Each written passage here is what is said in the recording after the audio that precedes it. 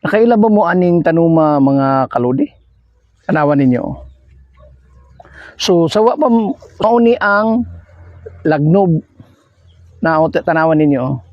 Mauli ang lagnob. O nakahibaw ba mo nga ang lagnob napaka-importante sa atong lawas. Dako ni siya ikatabang. Labi na sa pang-emergency. Sa mga napaakan og has, lapinig, ug unsa pang mga mananap nga prisoners, makatambal ni siya. Na mo kuha lang mo ani og udlot. 5 ka udlot. Unya injong ilaga og 10 minutes. 10 minutes sa 5 ka baso nga tubig. Unya ang singaw ani og mubukal na mga 10 minutes o ablihan ang taklob, ipasingaw ka ng kaya ra ninyo ang kainiton. Ayaw pud pala biik kay mapaso.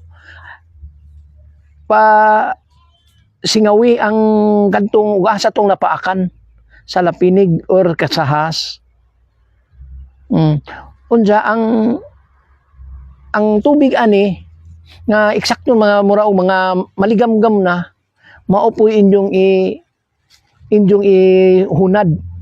Ihunad ninyo sa samad. Kay aron labanan ang puison sa kagat gining pinaakan sa mananap.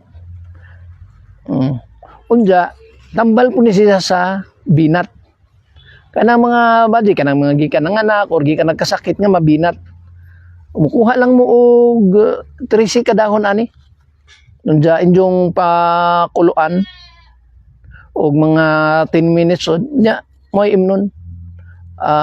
Bisag buntag before breakfast din sa hapon before na pun mag-dinner. Yan na lang mga kalodi, try nyo.